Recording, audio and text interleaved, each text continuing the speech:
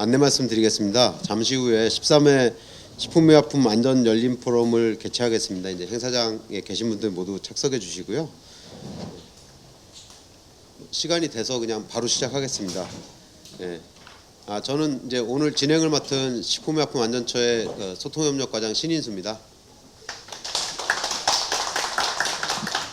네, 뭐 다들 많이 들으시는 얘기지만 이제 원활한 행사 진행을 위해서 휴대폰은 잠시 꺼두시거나 이제 진동이나 무음으로 해주시면 감사하겠고요.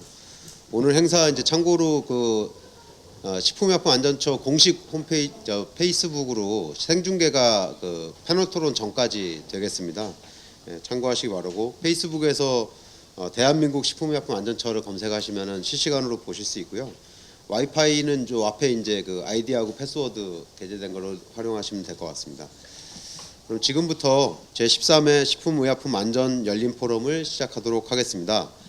먼저 국민의회가 있겠습니다. 모두 자리에서 일어나 주시면 감사하겠습니다. 전면에 국기를 향해 주시기 바랍니다.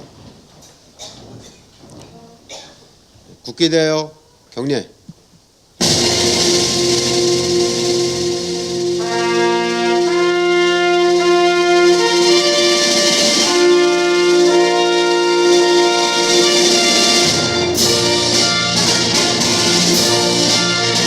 나는 자랑스러운 태극기 앞에 자유롭고 정의로운 대한민국의 무궁한 영광을 위하여 충성을 다할 것을 굳게 다짐합니다.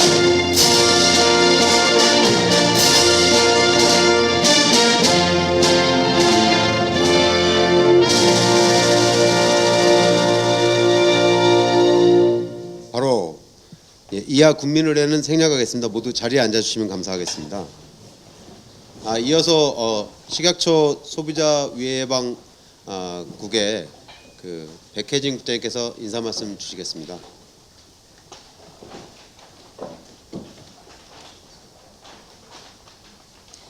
안녕하십니까. 방금 소개받은 소비자 위해 예방국장 백혜진입니다. 어제까지만 해도 날씨가 좀 선선하고 청명하더니 갑자기 6월이 되니까 이제 슬슬 더워지네요. 그렇죠? 이렇게 바쁘신 와중에도 이 열린 포럼에 참석해 주신 여러분께 매우 감사를 드립니다. 이번 열린 포럼 벌써 13회째입니다. 오늘 주제는 국내 임상시험 제도 개선 및 발전 방안이라는 주제입니다. 사실 국내 임상시험 참여자가 벌써 10만 명이 넘었다고 합니다. 그래서 양적 성장도 해서 환자의 안전 문제도 그렇고 또 권리 보호에 대한 사회적 요구도 굉장히 많이 증가를 하고 있는 상황입니다. 또 한편으로는 이제 글로벌 국제적으로 또 신약 개발 경향이 항암제나 그리고 희귀 질환제 개발로 계속 변화를 하면서 임상시험 참여가 곧 치료 기회도 되는 그런 상황에서 저희가 이제 환자 안전 관리뿐만이 아니라 기회도 함께 고려를 해야 되는 그러한 상황인 것 같습니다. 그래서 식약처가 지난 1월부터 임상시험 전문가로 구성된 임상시험제도 발전 추진단을 운영하고 있습니다. 주요 목적은 희귀 난치 질환자 치료 기회도 확대를 하면서 결국은 또 어떤 그 국제 수준에서 인허가 규제도 합리화해서 결국은 제약 바이오 산업 선도국으로도 발돋움을 하면 좋겠다라는 취지인데요. 이번 포럼을 통해서 수련된 그런 의견을 포함해서 종합 계획에 반영하고 그것을 곧 발표할 예정에 있습니다. 식약처 열린 포럼은 말 그대로 열린 논의의 장입니다. 오늘 여러 입장이 있으실 텐데 그 다양한 그리고 의견도 있고 이견도 있을 텐데요. 그런 여러 가지 의견들을 좀 열린 마음으로 같이 터놓고 같이 논의하는 그런 소통의 장이라고 봐주시면 될 것 같습니다. 그래서 의뢰자, 시험자, 대상자 모두 포함해서 이런 임상시험에 관심 있는 그리고 관계한 모든 분들이 진솔하게 의견을 나누는 그런 장이 되면 좋을 것 같고요. 또 그런 의견들 저희가 잘 받아서 정책에 반영할 수 있도록 최선을 다하고자 합니다. 끝으로 바쁘신 와중에 다시 한번 발제와 토론 준비해 주시고 여기 참석해 주신 모든 분들께 감사드리면서 이것으로 가름하겠습니다. 감사합니다. 네, 짧은 인사 말씀 감사합니다. 오늘 이제 그 포럼을 시작하기 앞서서 저희가 이제 13회인데 매번 이제 전 포럼 때 매달 하고 있는데요. 결과를 이제 잠깐 이제 정리해 드리는 시간을 갖습니다. 이제 이걸 통해서 뭐 오늘 오신 분들하고는 이제 관련이 많이 없을 수 있지만 저희가 이제 다음 회차 때 이제 오늘 나오신 의견하고 그런 건의 사항에 대해서도 이런 식으로 이제 마찬가지로 사업부서 의논해서 또 이제 결과 말씀 드릴 거라는 이제 차원으로 이해해 주시면 좋을 것 같습니다. 다음 장이요. 첫 번째 질문은 왜곡된 정보를 바로잡고 생활 속 실천을 이끄는 소비자 교육하고 좀 어렸을 때부터 이제 당이나 나트륨 뭐 이런 영양에 대해서 올바른 정보가 필요하다는 이제 질문과 이제 의견을 주셨습니다. 거기에 대해서 이제 저희가 이제 지금 현재 하고 있는 것들 그리고 이제 앞으로 이제 교육이라든지 이제 시민들 온오프라인으로 이제 대상으로 전개하고 있는 부분들 이제 더욱 강화하겠다는 말씀 드리겠습니다. 다음. 그 다음에 이제 표시가 좀 어렵다. 그래서 이제 이게 지금 내가 나트륨이 많이 들어있는 건지 적게 들어있는 건지 뭐 1회 제공분이 있고 뭐 100g당 제공분이 있고 전체 뭐 과자면은 한 봉지에 들어있는 게 있고 질소도 많이 들어있다고 지적받는데 그런 부분들 이제 좀 표시를 쉽게 해달라. 그래서 이제 뭐 우리 냉장고에 많이 붙어 있듯이 이런 표시 사항들 그리고 이제 특히 어린이나 이제 청소년들이 쉽게 알아볼 수 있게 개선을 해나가는 사항들 이제 운영하겠다라는 말씀드리고 이제 나트륨뿐만 아니라 이제 당류나 뭐 트랜스 지방산도 계속 발전시켜 나가도록 하겠습니다. 다음이요. 저당이나 저나트륨 제품들은 이제 많이 이제 업체에서도 개발하고 있다는 발표가 있었는데요. 이제 소비가 이제 잘 안 되는 맛이 없다, 뭐 이런 이제 또 있는지 잘 모른다 그런 부분들이 있어서 정부에서는 이제 이런 국민 영양을 위해서 이제 노력하시는 부분만큼 같이 홍보할 수 있는 방안을 이제 계속 마련해 나가겠다는 그런 부분 약속드렸고요. 나트륨 당류 섭취 루트나 뭐 이런 타겟팅에 대한 세분화 뭐 이런 이제 연구 활동도 계속해 나가겠다는 말씀을 드리겠습니다. 예, 이상으로 저번 이제 12회차에서 이제 발표했던 내용에 대해서 조치 사항 이제 발표를 드렸고요. 오늘 포럼 주제에 대해서 국장님께서 말씀하셨지만 간단하게 설명을 드리겠습니다. 오늘 포럼 주제는 국내 임상시험 제도 개선 및 발전 방안입니다. 지난 5월 22일 날 이제 대통령님께서 충북 오송 바이오 이제 컴플렉스에 오셔서 바이오 헬스 발전에 대해서 국가 전략 사업 3대 사업으로 이제 지정을 발표하셨고 그 부분에 대해서 이제 우리가 이제 바이오 제약 분야가 굉장히 중요하다. 그래서 우리나라가 전 세계적으로 좀 우수한 그런 이제 제약 분야의 이제 발전을 이제 이뤄 나가겠다라는 포부를 밝히신 바 있습니다. 거기에 이제 우리 식품의약품안전처에 대한 기대를 이제 많이 보여주셔서 저희 전 직원들은 이제 고무적으로 보고 있고 더욱 이제 의무감과 책임감을 깊이 느끼고 있습니다. 그래서 그 중에서 이제 가장 이제 핵심 전략 중에 하나가 이제 임상시험의 이제 개선과 이제 발전이라는 분야가 될 거고요. 아까 말씀하셨다시피 제 기억에 99년에 뭐 거의 다국적 임상이 하나인가밖에 없었던 걸로 기억을 하는데 지금은 아시아에서 우리가 거의 최고 수준 하고 있고 10만 명 이제 넘는 지금 임상을 하는 임상 대국입니다. 그야말로. 또 이제 동남아시아나 일부 국가에서 우리나라를 이제 벤치마킹해서 우리나라 임상을 해가지고 와야지 허가할 수 있다 이런 얘기도 공공연하게 들리고 있고요. 제가 WHO 있을 때도 그런 부분 때문에 굉장히 자부심을 느꼈던 바가 있습니다. 그런 말씀 드리고 싶었고 이런 안전을 우리가 최우선으로 해서 임상시험 제도 개선 및 발전을 위해서 각계 의견을 이제 수렴하고자 여러 분들을 모셨습니다. 그래서 이제 각 분야별로 주제 발표를 이제 바로 시작하도록 하겠습니다. 주제 발표 순서와 내용은 책자에 지금 표시가 되어 있습니다. 질의는 이제 다음 순서로 요 1시간 정도 주제 발표하고 1시간 정도 패널 토의가 있는데 양해해 주시면 그때 좀 모아서 질문을 이제 플로어에서도 받아서 의논하는 방향으로 하고 그때는 이제 방송이 이제 되지 않으니까 좀 더 자유롭게 질문이 이제 가능할 거라고 생각이 됩니다. 첫 번째 발표 연자를 모시겠습니다. 임상 시험의 가치와 시험 대상자 안전 관리를 위한 노력이라는 주제로 대한기관윤리심의기구 협의회 김진석 총무이사님께서 발표해 주시겠습니다. 김진석 총무이사님은 현재 연세대학교 의과대학 세브란스 병원 혈액내과 교수로 재직 중이십니다. 여러분 큰 박수로 맞이하겠습니다.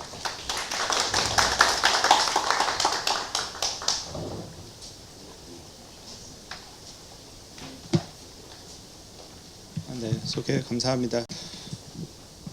현재 제가 KRB 총무이사로 맡고 있어서 아마 이 포럼에 초대를 받은 것 같은데 아무튼 뭐 제가 서두에 말씀드리지만 식약처뿐만 아니라 사실 연구자들이 이 자발적으로 이런 위원회를 만들어서 실제로 이제 임상 시험이 제대로 진행되고 있게끔 또 안전에 관한 것도 상당히 같이 이제 보완적으로 이렇게 도와줄 수 있는 그런 협의체를 운영을 하고 있기 때문에 오늘 이 자리에 제가 이제 오게 된 것 같습니다. 처음에 이제 말씀드릴 거는 임상 시험의 의의와 가치에 대한 내용을 간단히 얘기 드리고 지금 이제 계속 얘기가 나오는 안전 관리를 위한 노력이 어떻게 진행되고 있는지 전체적으로 설명을 드리고 마지막으로 저희 KRB 소개를 간단하게 좀 하면서 제 발제를 마치도록 하겠습니다.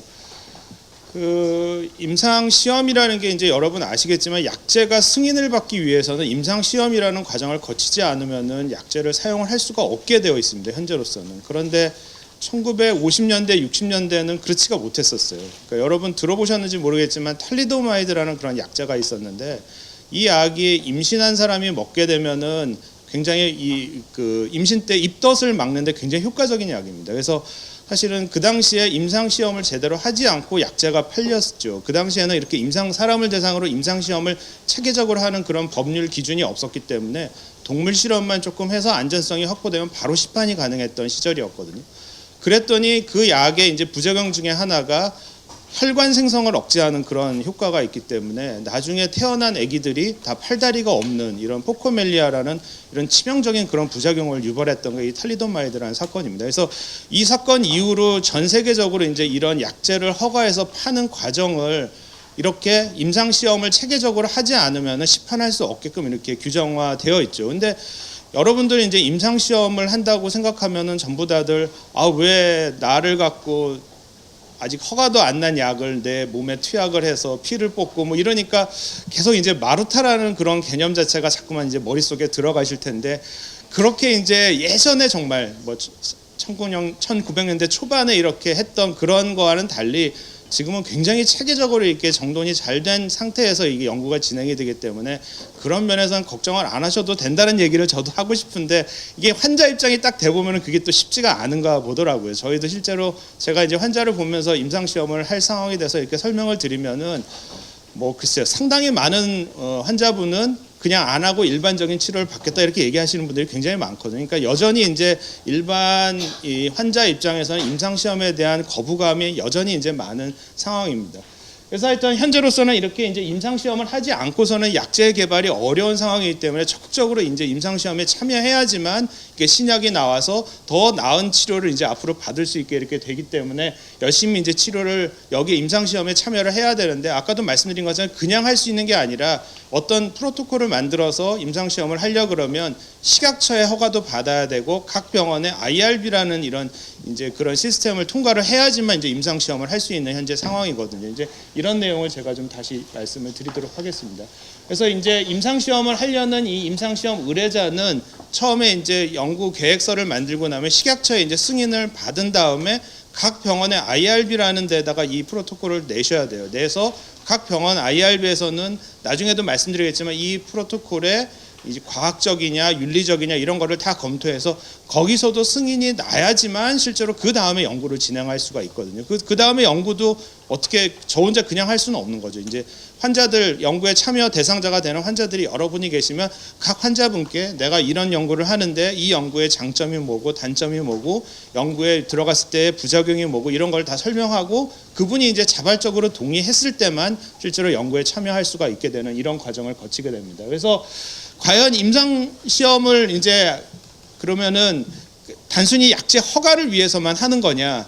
그건 아니라는 거죠. 아까도 잠깐 이제 서두에 말씀드렸지만 제가 당장 표준 치료약이 없는 상황이 됐어요. 어떤 희귀 질환이거나 아니면은 이제 말기 암이 돼 갖고 더 이상 현재 나와 있는 약제로 더 이상은 이제 치료가 잘 안 되는 상황이라면 단순히 약제 개발이 아니라 제가 연구에 참여함으로 인해서 더 나은 치료 결과를 얻을 수도 있는 상황이 되는 거거든요. 그러니까 자기 본인을 위해서도 임상시험이 정말 필요한 상황이 일부 있을 거고 어떤 경우에는 사실은 그렇지가 꼭 않은 경우도 있어요. 그렇지만 제가 임상시험에 참여함으로 해서 후대에 이제 치료받는 사람이 더 나은 치료를 받을 수 있게 될 수도 있는데 이제 한 예를 들어보겠습니다. 현재 A라는 치료가 어떤 병의 표준 치료인데 B라는 약과 비교하는 임상시험을 하고 있어요. 그럼 여기에 들어가게 되면 A라는 표준 치료를 받을 수도 있고 B라는 신약을 치료를 받을 수도 있는데 사실 이런 연구를 이제 굉장히 많이 하거든요. 삼상 연구라 그래서 이런 연구를 굉장히 많이 하는데 앞으로 B라는 약제가 한 5년 뒤, 10년 뒤에는 표준 치료가 될 수는 있겠지만 현 시점에서는 그냥 A라는 약이 표준 치료거든요. 그래서 이 약에 이제 들어감으로 인해서 그냥 표준 약인 A라는 약을 치료를 받게 될 수도 있어요, 그분이. 근데 그렇다 하더라도 그분한테는 현 시점에서는 크게 손해될 건 없다는 거죠. 어차피 임상시험에 들어가지 않으면 그냥 A라는 약으로 치료를 받으셔야 되거든요. 그분은요. 근데 이게 임상시험에 들어가지 않고 그냥 일반 진료만 하셨어요. 그러니까 A라는 약으로 계속 치료를 받게 되면 이런 B라는 약과의 비교하는 자료를 낼 수가 없어요. 저희가 임상시험이라는 거는 대부분 이제 3상으로 갈 때는 무작위 배정을 하고 각 국내 위험도를 똑같이 이제 배정을 해서 나중에 어떤 약이 더 좋은지를 비교를 하는 건데 나는 임상시험 하기 싫다. 모든 환자분들이 임상시험 하기 싫다고 딱 결정하는 순간에 그냥 A라는 표준 치료한 사람 100명 그리고 뭐 이제 신약이 나왔으니까 그럼 신약으로 치료한 사람 100명을 나중에 가서 거꾸로 비교하는 이런 연구를 했을 때는 두 분 간의 환자의 이런 이제 위험도라든지 이런 예후가 똑같다라고 얘기할 수가 없기 때문에 그 두 가지 결과를 갖고 이렇게 비교하는 이런 연구는 사실은 결과를 우리가 이제 그거를 받아들여서 이 새로운 약이 더 좋다 아니면 그냥 옛날 표준 치료가 더 좋다 이런 판단을 내릴 근거가 없게 되는 거거든요. 그래서 이게 이제 삼상 연구를 할 때 굉장히 이제 다들 두려워하시는 게 어떤 분들은 이런 표준 치료가 있다고 해서 또 싫어하시는 분이 있고 또 어떤 분들은 나는 그냥 표준 치료만 받는데 이런 조금 정보가 좀 부족한 신약군이 있다고 해서 또 싫어하시는 분도 있고 그래서 이유가 굉장히 다양하신데 아무튼 이런 임상시험에 참여하는 것에 대해서 환자 입장에서는 굉장히 이제 부담을 가지는 건 사실이거든요. 그렇지만 어쨌든 임상시험에 참여하지 않고 그냥 일반적인 치료만 계속했을 때는 결국은 이런 신약의 개발은 좀 어렵다라는 이런 개념이 있기 때문에 여러분들이 적어도 지금 현재 상황에서 본인이 치료에 손해를 보지 않는다면 임상시험에 참여하시는 게 더 나은 치료법을 개발하는 데 굉장히 중요하다라는 거를 이해를 어느 정도 좀 해주셔야 된다라는 겁니다. 그 다음에 이제 요 밑에 있는 게 이제 한국 특징적인 그런 유전자에 따른 이게 약제에 대한 반응이나 뭐 예후인자 이런 것들이 조금씩 차이가 날 수 있어요. 그래서 아무리 이제 미국이나 유럽에서 좋은 자료가 나왔다고 해도 그 약제가 정말 한국 사람한테는 그 용량이 안 맞을 수도 있어요. 그거보다 훨씬 작은 용량이 더 잘 들을 수도 있고 더 많은 용량이 잘 들을 수도 있고 뭐 스케줄도 좀 다를 수 있고 여러 가지가 이게 이제 있을 수 있기 때문에 한국 사람들이 참여하는 데이터가 정말로 있어야지 그 자료를 바탕으로 실제로 국내에서도 이게 허가가 가능한 거거든요. 그래서 적극적으로 여러분들 이제 환자분들이 참여를 해주셔야지 우리나라의 실정에 맞는 그런 신약의 그런 용법과 용량에 맞는 거를 이제 찾아낼 수 있다라는 게 이제 또 하나의 이슈입니다. 그래서 뭐 여기 보시는 것처럼 임상 시험을 굉장히 많이 하고 있다고는 하는데 최근 한 5년간은 그렇게 건수가 많이 늘지는 않았어요. 이게 이제 여러 가지 사실은 아까도 제가 초반에 말씀드린 이 국민들의 이런 안전성에 대한, 그러니까 임상 시험에 참여함으로 인해서 이런 안전성 이슈들이 자꾸 이제 보도가 되고 이름으로 인해서 이게 걱정이 되니까 참여를 못 하시는 그게 가장 큰 것 같아요, 제 생각으로는. 그래서 우리나라가 사실 전 세계 어느 나라보다도 실제로 이 의료진이 뛰어나고 연구 관련된 제도가 굉장히 잘 되어 있습니다. 그래서 외국계 회사들은 실제로 우리나라에서 어떻게든 연구를 하고 싶어 하는데도 불구하고 환자 등록이 생각보다 그렇게 빠르지 않아요. 환자가 많은데도 불구하고. 그러니까 아직도 이제 국민들 간의 이런 임상 시험에 대한 그런 장벽이 조금 더 이렇게 낮아져야 된다라는 게 이제 임상 시험을 하고 있는 저의 개인적인 견해입니다.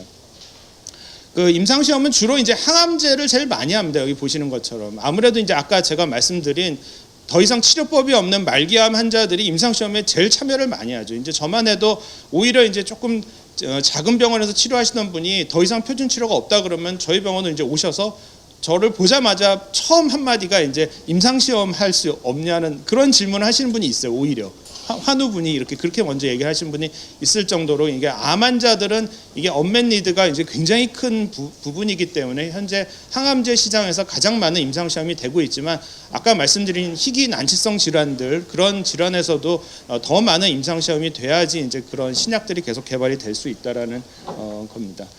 그래서 이런 임상시험을 하면서 저희가 이제 안전성 관련된 거를 뭘 하고 있는지 간단히 말씀드리겠습니다. 그래서 그러니까 우리가 이제 연구 계획서를 처음에 만들면 식약처에 이제 승인을 받는 과정과 같이 추가로 뭘 하냐면 IRB라는 걸 통과하게 되어 있는데 각 병원에는 IRB 임상시험을 하려면 IRB 설치를 하는 게 의무화가 현재 되어 있습니다. 그래서 IRB에서는 어떤 일을 하냐 하면 그 연구 과제의 과학성, 윤리성을 다시 한번 검토를 하는 겁니다. 식약처에서도 실제로 그런 과학성, 윤리성을 검토하지만 이 IRB 내에는 그런 과학을 하시는 의사 뭐 이런 분들만 있는 게 아니라 뭐 비과학계라고 저희가 얘기하는 뭐 이렇게 전혀 그러니까 이런 임상 시험과 관련 없으신 분들이 꼭 참여를 하게 돼 있어요. 반드시.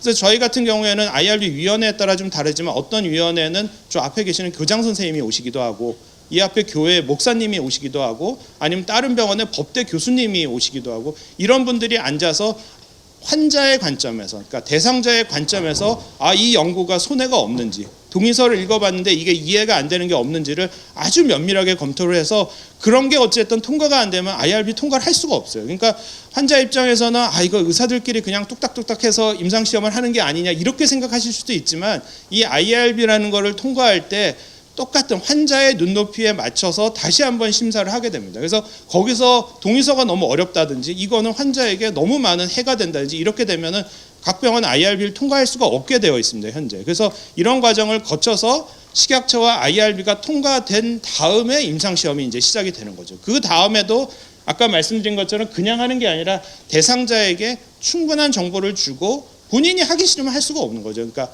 저희가 그거를 이제 자발적 동의라는 말을 쓰는데 의사가 강요를 할 수가 없어요. 임상시험을 안 하면 뭐 당신 치료 안 해줄 겁니다. 이렇게 얘기는 못 하고 임상시험을 이제 이렇게 하면 이런 이득이 있고 이런 해가 있고 뭐 이런 걸 충분히 정보를 드린 다음에 본인이 자발적으로 동의할 때만 이제 임상시험에 참여해서 연구를 진행을 할 수가 있게 되는 거죠.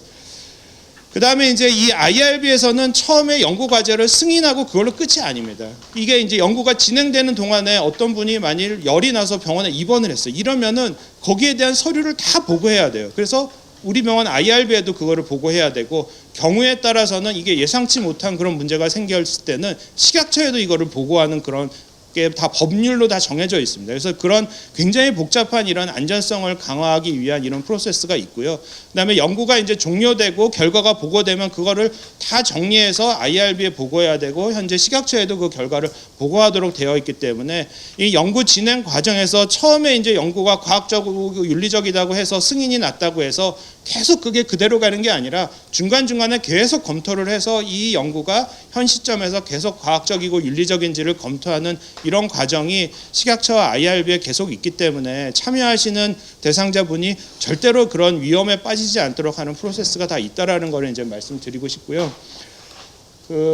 현재는 이런 HRPP라는 개념이 각 병원에 많이 도입이 되어 있습니다. 이거는 뭐냐면 지금 얘기 드린 것처럼 각 병원에서 연구 과제가 있으면 IRB를 통과하고 그냥 연구를 진행하고 있는데 이렇게만 해갖고도 이게 어쨌든 이 연구의 안전성을 정말 장담하기 어렵다라는 개념이 많이 도입되기 때문에 이 연구자들의 연구자들이 교육을 따로 받아야 되거든요. 뭐 이런 GCP라는 우리가 개념의 교육도 받아야 되고 새로 어찌됐든 법이 바뀐 내용도 교육을 받아야 되고 뭐 이런 걸 해야 되는데 그런 교육을 담당하고 인터널 오디시라 그래서 내부에서 따로 제 서드 파티를 만들어서 거기서 그 과제를 점검을 합니다. 실제로.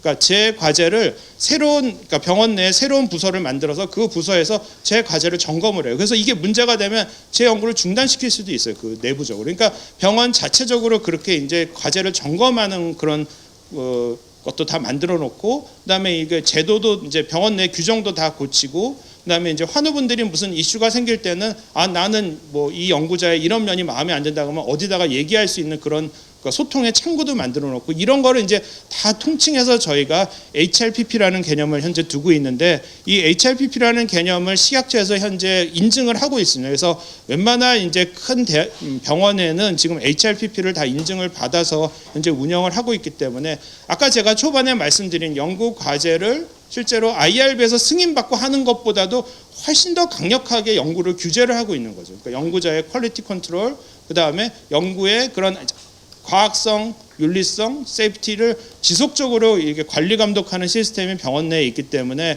그러니까 처음에 이제 참여하실 때 환우분들이 이렇게 걱정하시는 그런 부분들을 이제 생기지 않게 하려고 병원 내에서 자발적으로 굉장히 많은 현재 노력을 하고 있다라는 것을 말씀드리고 싶습니다. 그래서 연구에 이제 참여하시는 분들은 당연히 이제 그 연구 과제에서 제시하는 그런 복용 방법과 방문 스케줄을 잘 지켜야죠. 본인이 그거를 잘 지켜야지 그거대로 이제 어쨌든 안전하게 이제 약이 들어가고 결과가 나올 수 있는데 그거 이외에도 본인이 어쨌든 권리가 있어요. 그다음에 제일 중요한 건 뭐냐면 임상 시험이라는 건요. 본인이 자발적으로 동의하신 거지만 중간에 어쨌든 본인이 하시기 싫다 그러면 언제든지 그만둘 수 있습니다. 난 이거 한번 내가 동의했다고 절대 이거를 뭐 중간에 막 부작용이 생기고 이러는데도 끝까지 가야 되는 거 아니냐 이렇게 생각하시는 분도 있는데 이 연구라는 개념은 본인이 처음에 자발적으로 동의했지만 본인이 원하면 언제든지 그만둘 수 있는 권리가 있고 의사나 이런 이제 연구자들은 그분이 그만두더라도 아무런 불이익 없이 그 이후에 다른 조치를 해주는 게 법으로 되어 있습니다. 그렇기 때문에 그런 면에서 걱정하지 마시고 이제 연구에 관련된 그런 것을 잘 준수하시고 본인이 원하시면 언제든지 본인의 의사를 이제 밝혀주시는 게 이제 중요하시겠죠. 그래서 아까 말씀드린 이 대상자 안전을 위한 여러 가지 이런 게 그 연구자 혼자서도 할 수 없고 환자 혼자서도 할 수 없습니다. 그리고 뭐 정부 혼자서도 할 수 없고요. 그래서 병원 자체 여러 가지 조직들을 두고 이 시스템적으로 이런 것들이 서로 상호 보완 견제가 될 수 있도록 하는 이런 것들을 이제 현재 만들어 놔서 그 IRB 단독 하나만 있어도 상당한 이제 이런 규제가 되지만 이 HRPP라는 우리 개념 자체를 병원 내에 이제 잘 가지고 있기 때문에 여러분들이 생각하는 것보다는 아주 엄격하게 임상 시험이 진행되고 있다 이렇게 생각하시면 될 것 같습니다. KRB는 이런 IRB의 협의체입니다. 그러니까 IRB를 갖고 계시는 그런 모든 병원들이 어쨌든 이 KRB에 저희가 이제 회원국 기관으로 되어 있고 현재 우리나라에 150개 기관이 모여서 이 위원회를 운영을 하고 있고요. 저희가 뭐 이거 안에 교육위원회, 그다음에 뭐 학술위원회, 그다음에 뭐 정책위원회 이런 것들을 둬서 이 저희가 IRB가 각 병원 내 이제 독립적이고 아주 그 전문적으로 이제 IRB 심의가 돼야지만 이게 이제 정말 심의가 잘 된다라고 얘기할 수 있을 텐데 이런 전문성과 독립성을 저희가 어떻게든 유지하기 위해서 KRB가 상당히 많은 그런 교육 프로그램들을 현재 가지고 있고 아까 잠깐 얘기 드렸던 HRPP에서 얘기하는 연구자의 교육을 담당하기 위해서 현재 식약처의 이제 법으로서 이제 모든 연구자들은 1년에 일정 시간의 교육을 반드시 받아야 되거든요. 그런데 이제 서울 지역의 대형 병원이나 이런 큰 대학들은 교육을 받을 기회가 좀 많지만 지방은 그게 쉽지 않아서 KRB에서 지속적으로 지방에 내려가서 이런 교육 사업을 하고 있고 그런 이제 각 연구자, 그러니까 연구에 참여하시는 연구자들의 그런 퀄리티를 향상하기 위한 노력을 KRB가 현재 지속적으로 진행을 하고 있습니다.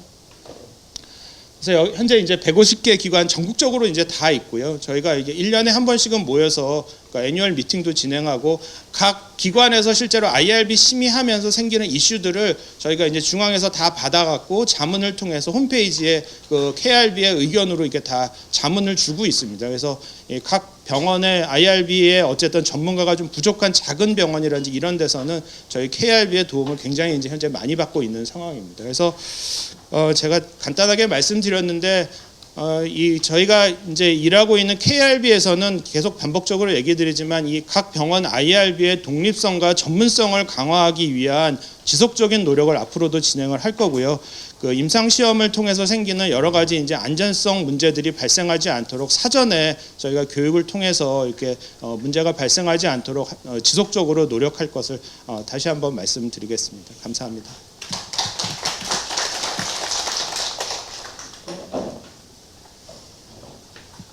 네, 김지석 교수님 간결하고 또 상세한 설명 감사드리고요. 두 번째 발표를 이제 모시겠습니다. 임상시험 안전관리 현황 및 제도 개선 방향을 주제로 원래 식약처의 이제 임상제도과장이 발표하기로 돼 있었는데요. 좀 사정이 좀 생겨서 우리 김병삼 사무관님께서 대신 발표를 해주도록 하겠습니다. 사전에 이제 여러 기자분들께서 이제 문의하셔서 답변을 드렸지만 저희가 지금 종합계획을 발표하는 자리는 아니고요. 그거는 이제 차후에 이제 저희가 발표를 이제 이번 달 안에 발표 드릴 예정으로 돼 있고, 오늘은 이제 지금까지 이제 논의됐던 내용하고 또 이제 오늘 이제 바로 이 자리에서 이제 여러분들의 의견을 이제 받고자 하는 그런 자리라는 것 먼저 이제 양해 말씀 올리고요. 김영선 사무관님 앞으로 모시겠습니다.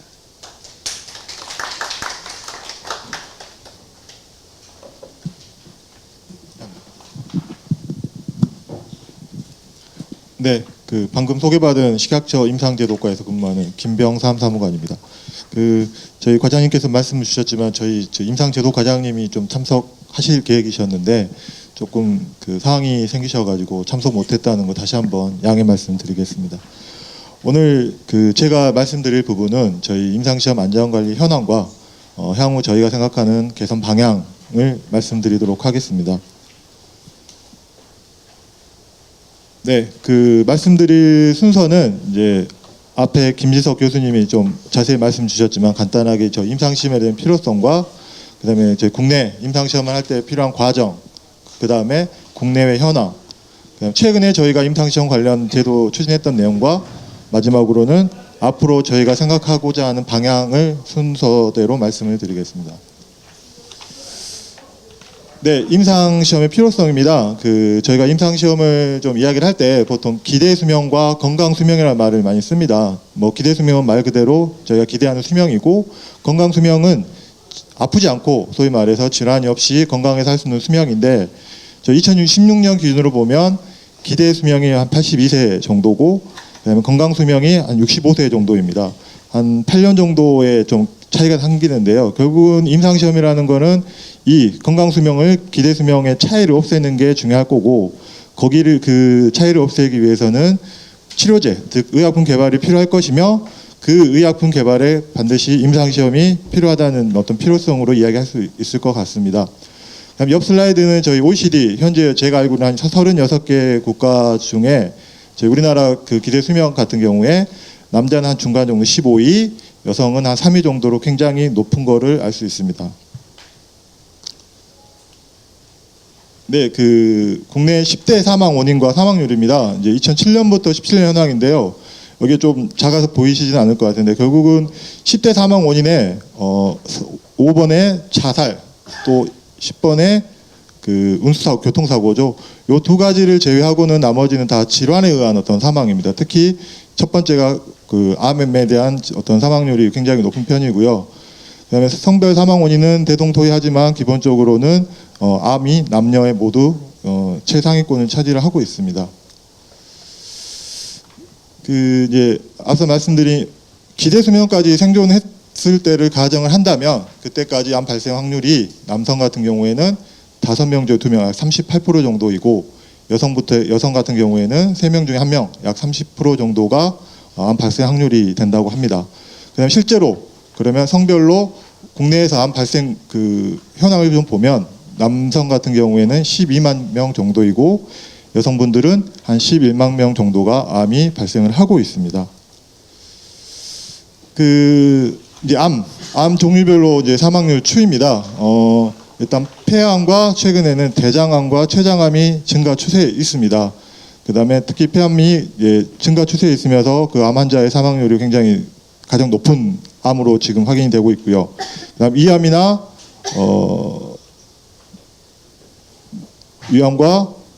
위암은 좀 감소 추세에 있지만 현황을 보면 한 중간 정도로 지금 암이 발생을 하고 있습니다.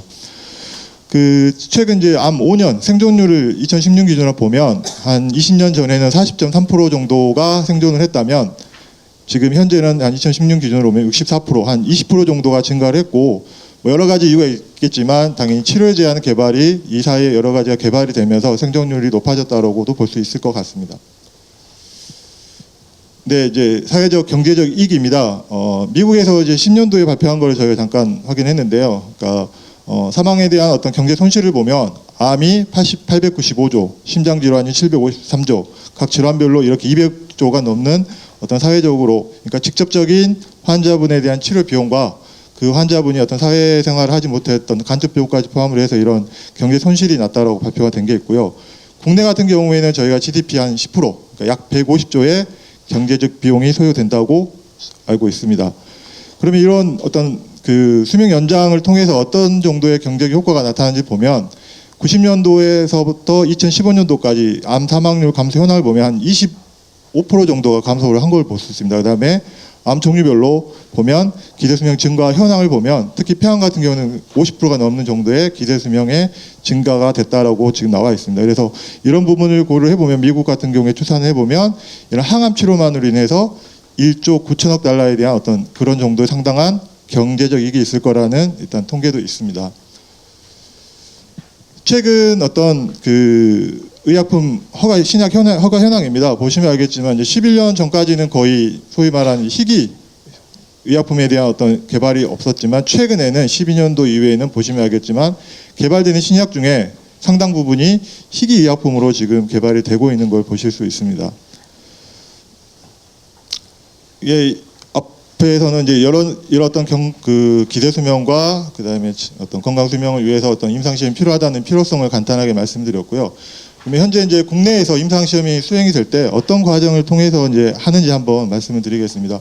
이게 이제 아마 보신 분들은 굉장히 많이 보셨던 슬라이드 있을 수 있습니다. 그래서 의약품 개발 및 허가를 그냥 한 슬라이드로 보면 기본적으로 어떤 의약품을 개발할 첫 단계는 그 질병을 이해하고 타겟을 검증을 해서 어떤 하나의 어떤 신약 후보군을 만약 개발을 한다면 그 이후에 소위 말하는 비임상 동물 실험이죠. 동물을 사용해서 어떤 안전성 시험을 하고 그 동물 시험에서 어느 정도의 효과가 확인이 된다고 한다면 그 이후에 임상 시험, 통상 저희가 1상, 2상, 3상을 구분하는데 사람을 대상으로 하는 임상 시험이 비로소 수행이 되게 합니다. 수행이 되게 됩니다.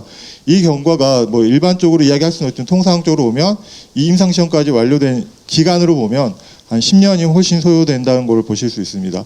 이렇게 임상시험이 1상, 2상, 3상 통상적인 순서대로 잘 진행이 된 이후에 소위 말하는 이제 시판 허가를 위한 어떤 신청을 하게끔 되어 있습니다. 이제 당연히 허가는 뭐 기초 탐색 연구가 10,000개였다면 최종적으로 허가를 받을 수 있는 부분 1개, 굉장히 낮은 확률과 또 많은 기간이 소요되는 것을 보실 수 있습니다. 허가가 됐다 하더라도 이후에 어떤 재심사라든가 보자기 모니터링을 통해서 시판 후에 조사하는 부분까지 이 일련의 과정을 통해서 소위 말하는 의약품이 개발이 되고 또 허가가 되고 있습니다. 국내에서 이제 임상시험을 하기 위해서는 앞서 김지석 교수님이 좀 간단하게 말씀 주셨지만 기본적으로 보면 국내에서 임상시험을 하기 위해서는 저희 식약처의 승인을 모두 받아야 됩니다. 승인을 받기 위해서는 임상시험 계획서 작성을 해서 의뢰자분이 보통 저희 식약처에 승인 신청을 하시게 되고 그 승인 신청된 서류를 저희는 어떤 과학적으로 또는 윤리적으로 타당한지 여부를 저희 식약처 심사를 하게 돼 있고 더불어 말씀드린 실시기관에 있는 IRB에서도 동시에 심사를 하게끔 되어 있습니다. 그래서 저희 식약처의 승인과 IRB의 승인이 된 이후에 실질적으로 임상시험이 수행이 되게 됩니다. 임상시험을 수행하게 된 주체는 그 실시기관의 시험 책임자이고요. 통상 이제 이런 의뢰자 또는 그 업무를 수탁받은 수탁기관에서는 실시기간을 모니터링을 하고 여러 가지 임상 데이터를 수집을 하고 그다음에 그 데이터를 분석을 해서 결국 결론적으로는 이제 임상시험 보고서가 작성이 되게 됩니다. 국내 이제 임상시험의 이제 제도 변화입니다. 좀 그 중요한 부분만 몇 가지를 말씀을 드리도록 하겠습니다. 87년도에 어떤 저희 식약처 고시로 임상시험 관리 기준이 제정이 됐습니다. 그리고 90년도에 현재 운영하고 있는 임상시험 실시기간 지정 제도가 생겼습니다. 현재 저희 2018년 말 기준으로 한 189개 임상시험 실시기간이 지정이 되어 있습니다. 그다음에 95년도에 말씀드린 고시를 운영했던 임상시험 관리 기준이 의무화가 되고요. 2000년도에는 저희가 ICH 어떤 국제 순위에 도입되는 관리 기준, 현행의 어떤 GCP 기준을 도입을 하게 되어 있습니다. 뭐 GCP, 그러니까 임상시험 관리 기준을 간단하게 말씀을 드리면 임상시험과 관련된 주체, 시험자 또는 IRB, 의뢰자 이런 부분들의 어떤 역할과 책임을 규정하고 있는 기준이라고 보시면 될 것 같고, 여러 가지 이 기준은 결국은 시험 대상자를 보호하기 위한 여러 가지의 또 역할과 책임을 명시를 하고 있다라고 보시면 될 것 같습니다.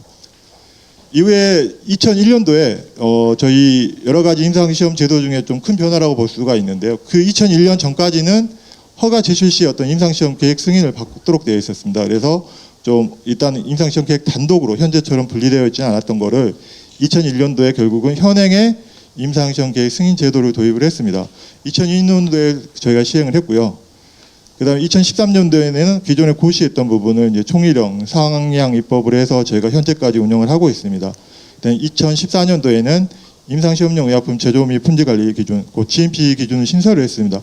물론 그 전에도 제가 시판허가 GMP에 준용해서 임상시험용 의약품 같은 경우에도 GMP를 관리하고 있었습니다. 다만 임상시험용만의 특성을 고려한 어떤 새로운 GMP 기준을 신설을 했다고 보시면 될 것 같습니다.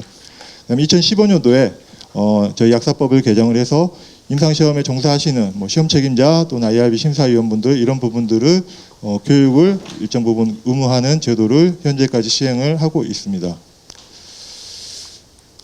관리 체계를 보면 저희가 통상적으로 임상시험을 관리하는 형태를 보면 이제 사전 관리와 사후 관리로 나눠 이야기를 하고 있습니다. 사전 관리는 앞서 말씀드린 이 계획 단계부터 과학적이고 또는 정말 목적이 타당하고 또 윤리적으로 타당한지에 대해서 그 사전에 승인을 받도록 하고 있고, 그다음에 그 임상시험을 실시하는 기관도 어떤 자격이 되는지 또는 어떤 품질 관리를 할 수 있는 그런 요건이 되시는지를 사전에 지정을 하고 있습니다.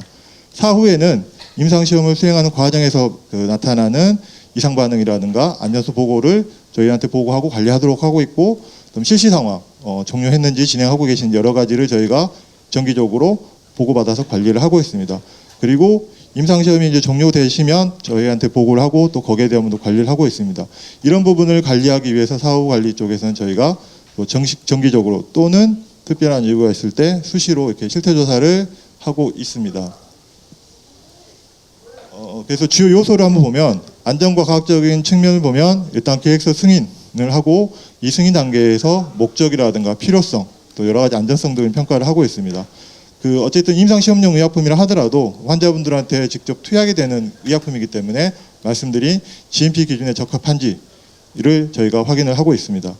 그 다음에 수행 과정에서 어떤 실시하는 분의 자격이라든가 또 기준이 준수되고 있는지 말씀드린 실시기간 지정 또는 GCP 기준 준수 여부를 확인을 하고 있습니다.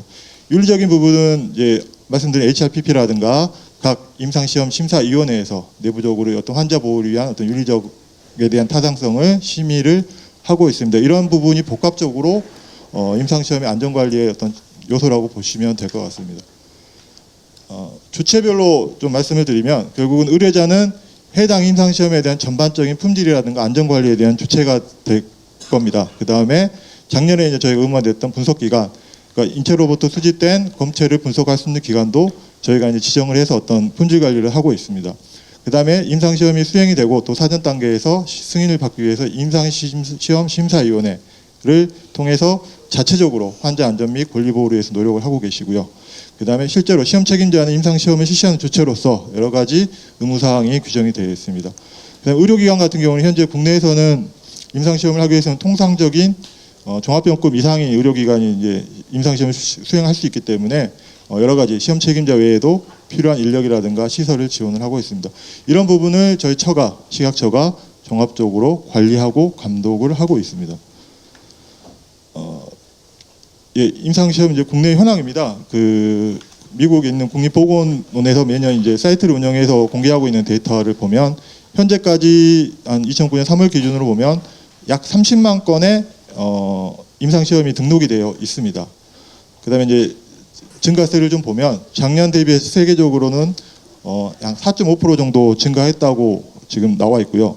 한국은 즉 국내도 작년 그러니까 2017년에 비해서 증가는 하고 있지만 세계적인 증가 추세보다는 조금 지금 현재는 좀 낮은 수준입니다. 그래서 작년 같은 경우에는 0.12% 정도 증가해서 3.4% 정도의 점유율을 지금 국내가 하고 있습니다. 순위를 한번 보시면 이 부분은 이제 전 세계적으로 임상시험 계획 프로토콜과 사이트입니다. 실시기간인데 결론적으로는 조금 차이는 있지만 기본적으로 실시기간이라든가 프로토콜 개수, 그다음에 이 프로토콜 개수당 사이트 결국 모든 게 전반적으로 좀 증가가 되고 있습니다.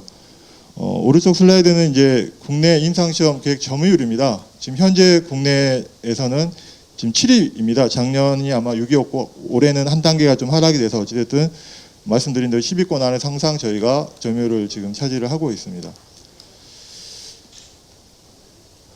네, 그 국내 승인 현황인데요. 뭐 결국은 매번 말씀을 드린 대로 임상시험을 저희가 사전에 승인하는 이유는 계획 단계부터 안전하고 윤리적으로 진행되도록 저희가 규제 당국이 관리 또는 관여를 하고 관리를 하도록 하고 있고요. 그 전에 이제 승인을 하기 위해서는 이 계획서를 포함해서 여러 가지 독송 자료라든가 품질 자료 또 어떤 환자의 안전 보호를 확인할 수 있는 보상 절차라든가 동의서 내용까지를 저희가 제출받아서 승인을 하고 있습니다. 추이는 좀 증가하고 있고요. 다만 이제 최근 5년 사이에는 좀 그 증가 폭이 예전에 비해서는 조금은 낮아진 거를 좀 보실 수 있습니다. 네, 그 다음은 이제 저희가 최근 그러니까 뭐 한 1년 정도 사이에 저희가 임상시험 관련해서 좀 추진했던 제도입니다. 이미 이 제도는 도입 또는 시행이 됐다라고 보시면 될 것 같고요. 먼저 임상시험 정보 등록 공개 제도입니다. 앞서 말씀드린 미국 그 국립보건원에 있는 데이터처럼 미국 같은 경우에는 임상시험에 대한 승인 현황 포함해서 진행 현황을 더 공개를 하고 있습니다. 국내에서는 현재까지 일부 승인 현황 일부만을 좀 공개를 하고 있어서 저희도 작년에 법 시행을 했고 올해 10월부터는 어떤 거의 미국 또는 유럽 수준의 어떤 임상시험 승인 현황뿐만 아니라 진행 현황까지 공개를 할 계획입니다. 간단하게 보시면 의뢰자분이 승인을 받고 저희가 승인서를 발급을 해드리면 그 승인서 내용이 연동이 돼서 저희 공개할 수 있는 사이트에서 공개가 되고 있고요. 그 다음에 그 실시 상황이라든가 종료된 내용을 의뢰자분들이 일정 기간 내에 제출을 하게 되면 그 내용도 결국은 이 해당 사이트에서 공개를 할 계획에 있습니다. 결국은 이 정보 등록제 같은 경우에 저희가 기대하는 바로는 기본적으로 환자분이나 일반인이 좀 알 권리를 강화해서 손쉽게 정보를 좀 확인할 수 있는 거를 기대를 하고 있고 또 더불어 이제 국내 그 개발자분이나 연구자분들께서도 일정 부분 정보를 활용하실 수 있지 않을까라는 기대를 가지고 이 제도를 시행을 할 계획입니다. 그다음에 통상 이제 이 부분은 저희 환자 보호를 위해서 저희가 최근에 여러 가지 제도 중에 환자 보호에 어떤 방점을 두고 시행한 제도가 많았습니다. 첫 번째는 이제 실시 기관에서 환자분들을 공고를 하시기 위해서는 이제 공고문을 보통 게재를 하는데 저희가 보기에 그 공고문에 필요한 내용, 그러니까 예를 들어서 어떤 부작용에 해당되는 그 해당 의약품의 부작용이라든가 또는 선정 기준, 그다음에 정확한 목적, 방법 이런 부분을 저희가 좀 그 규정화해서 이런 부분은 공고하실 때 반드시 환자분한테 정보를 알려야 된다라고 저희가 그 규정을 마련한 바 있습니다. 더불어 피해 보상 의무 강화입니다.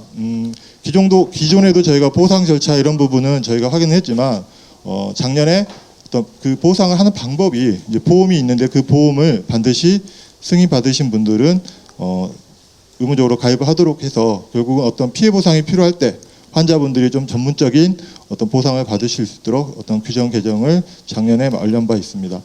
그 다음에 이제 전자동의 가능입니다. 기존에는 저희가 동의서 내용이 서면으로만 국한이 되어 있었기 때문에 좀 그 환자분한테 어떤 내용을 이해하고 또 설명하기 위해서 굉장히 좀 한계가 있었습니다. 이런 부분을 최근에 스마트 기기 이런 부분이 많기 때문에 그걸 활용해서 뭐 동영상이라든가 또는 뭐 어떤 그림이라든가 이런 부분을 통해서 결국은 환자분들이 알아야 되는 정보를 좀 손쉽게 확인할 수 있도록 전자동의를 가능하도록 작년에 규정 개정을 한 바가 있습니다. 그다음에 기존에도 이제 임상시험 관련된 의무 그 기록에 대한 의무가 있었지만 좀 더 명확하게 해서 대상자 정보라든가 이상반응, 그다음에 임상시험용 의약품에 대한 관리 기록 및 계약서 이런 부분을 반드시 기록하고 보관하도록 어떤 의무를 강화를 작년에 한 바가 있고요. 그다음에 안전성 정보 평가 책임 강화입니다. 기존에는 수사에 대해서만 어떤 보고에 대한 의무가 있었지만 앞으로는 기존에 있던 임상시험에 대한 어떤 정보 평가 부분 이런 부분도 평가해서 보고를 하도록 이런 부분을 강화를 했습니다. 마지막으로 이제 저희가 현재도 약물 이상 반응을 보고를 받고 있는데 기존에 이제 ICH라든가 메드라 이런 국제적인 기준을 통용을 해서 좀 국제적으로 그 조화된 어떤 이상 반응 보고 시스템을 만들고자 하고 있습니다. 네, 그 앞서 저희 신인수 과장님께서 말씀 주셨던 이제 저희 정책 추진 방향입니다. 뭐 간단하게 말씀을 드리면 결국은 저희 내부적인 국내 승인 제도를 좀 더 합리적으로 개선을 하고 또 여러 가지 어떤 제도 개선을 통해서 국내 임상시험의 역량 강화를 하고 그다음에 뭐 그 임상시험하는 주체분의 어떤 책임성과 투명성을 강화를 해서 결국은 환자 안전과 치료 교육을 확대하는 쪽으로 저희가 방향을 잡았습니다. 네, 그 저희가 그래서 여러 가지 임상시험 관련된 제도 개선을 위해서 저희가 정부라든가 저희 업계, 학계, 윤리 또 법조계까지 총 한 61분이 참여하는 이 임상시험 제도 발전 추진단을 올해 1월부터 구성해서 운영을 해오고 있습니다. 그래서 이런 여러 가지 외부 전문가분들의 의견을 저희가 여러 가지 수렴을 해서 결국은 향후에 저희가 운영하고자 하는 임상시험 발전 5개년 종합계획을 마련을 위한 여러 가지 의견 수렴 절차를 거치고 있습니다. 그래서 이제 저희가 말씀드린 대로 여기서 이 부분에 대한 내부적인 어떤 강론을 말씀드릴 수는 없을 것 같고요. 큰 방향성만 좀 말씀을 드리면 기본적으로는 임상시험을 참여자하는 어떤 참여자분들의 안전관리를 체계를 확립을 하기 위해서 윤리성을 강화하고 안전성 정보에 대한 관리 체계를 저희가 좀 더 선진화하고 그다음에 말씀드린 안전관리 강화를 위한 어떤 사후관리 체계라든가 이런 부분을 개편을 하고자 합니다. 다음으로 희귀 난치 질환자에 대한 치료기회 확대입니다. 그래서 환자 중심으로 어떤 임상시험용 의약품을 사용할 수 있는 기회를 확대를 하거나 앞서 말씀드린 대로 환자의 어떤 정보, 알 권리 강화 이런 부분을 통해서 환자분의 치료기를 확대할 수 있도록 임상시험 정보 등록 뭐 공개제로라든가 이런 부분을 활성화를 하려고 합니다. 세 번째로 이제 그 뭐 임상시험하면 항상 뭐 마루타라는 이야기가 조금 아직도 네이버 이런 연관 검색어로 나오고 있더라고요. 이런 부분을 저희가 또 임상시험을 좀 올바르게 인식할 수 있게끔 대국민 어떤 소통을 좀 강화를 하고 또 국제적으로도 우리 국내 어떤 임상시험의 어떤 우수한 인프라라든가 제도를 소개할 수 있는 그런 소통 강화 체계를 구축을 하려고 합니다. 또 더불어 임상시험 관련해서는 뭐 저희 우리 시각처만이 그 관련 있는 기관이 아니기 때문에 임상시험 관련된 어떤 여러 관계기관과 어떤 공조 체계를 마련해서 임상시험을 좀 더 환자 보호를 위해 또는 어떤 활성화를 위해서 노력할 수 있는 그런 공조 체계를 마련하고자 합니다. 마지막으로는 이제 그 신약 개발 역량 향상입니다. 승인 제도를 저희가 좀 더 합리적으로 개선할 수 있는 부분이 있는지 또 저희 내부적으로 어떤 심사 체계가 어떤 효율적으로 돌아갈 수 있는 방법이 뭐가 있는 건지를 고민을 해서 그 부분도 저희 종합계획에 담을 계획입니다. 네, 네, 말씀드렸는데요. 저희가 이제 임상시험 5개년 계획을 세우면서 다시 한번 저희가 강조를 해드리고 싶은 거는 기본적으로 환자 안전을 위한 어떤 그런 부분을 저희가 당연히 원칙으로 하고 그 전제하에서 저희가 여러 가지 합리적으로 제도를 개선할 수 있는 부분이 무엇인지를 많이 고민하고 있다라고 마지막으로 말씀을 좀 드리고 싶습니다. 네, 감사합니다.